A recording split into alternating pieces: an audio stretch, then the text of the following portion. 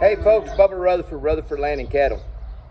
We got I've had somebody, matter of fact, which I even bought some hay yesterday, and it got me to thinking about, different ones that said different things about buying the hay for, getting ready for next year, for next winter, which we use hay year round, and so our hay doesn't, it don't have to be as the very best quality, but we still like buying good hay, and we got some good hay yesterday.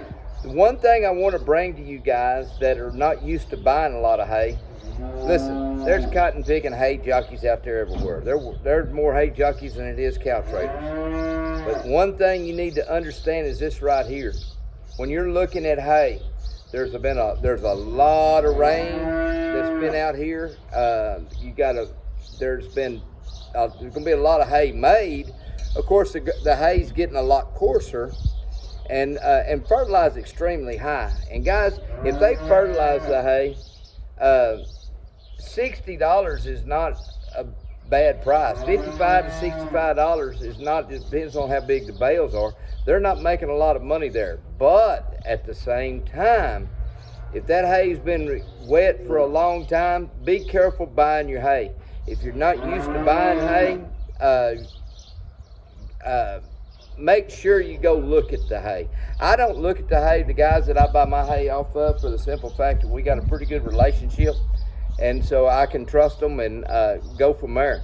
Find you somebody that you can trust, stick with them, but just because they say they got horse quality hay, cow quality hay, that don't mean nothing. May want to go look at the horses and see what they look like, but the simple fact is, make sure that you're getting what you pay for. The hay that we're getting now, you're going to see some hay later on this year that with all the rain that we've had here in Central Texas, there'll be a lot of coarse hay. There's going to be a lot of hay that's just not going to be fitting to put in your barn or to feed to your cattle. Make sure it don't have a lot of mold in it, because guys, there's a lot of hay that's gotten wet this year. And so I just want to kind of bring that to you, just a little tip of the day. Be careful with your hay. Make sure that something else, and I always say this, if you got a lot, that old grass is getting tough and getting coarse out there, be sure, me personally, I got a set of cattle that I'm running out on pairs and everything. They got some pairs here in the summertime, that I am making sure with that big coarse grass that we got, that I'm running with using syrup tubs.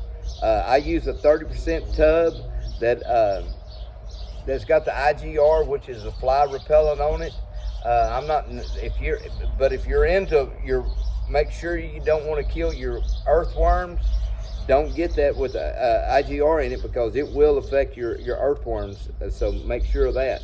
And so and I'm all for saving those earthworms, but there are places that I still use those tubs with the IGR tubs in the tubs. And so anyhow, hope that helps. I kind of combined two different things there about the hay and the syrup lick, but it all has to do with coarse grass.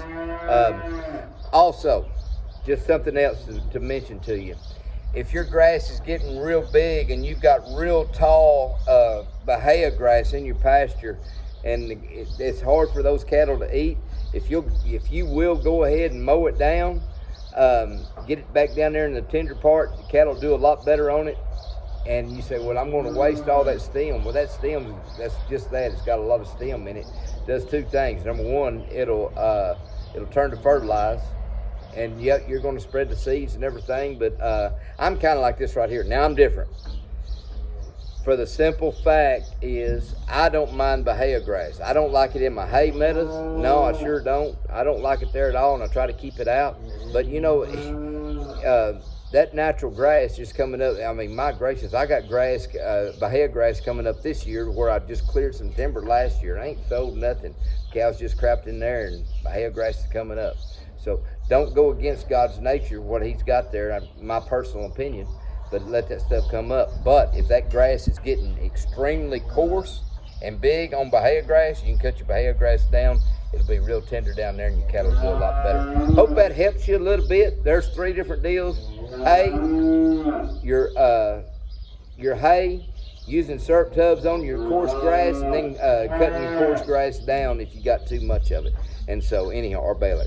Anyhow, I hope that helps you. This is Bubba Rutherford with the tip of the day, saying we buy and sell cattle 6 days a week, always closed on Sunday. Y'all have a good day.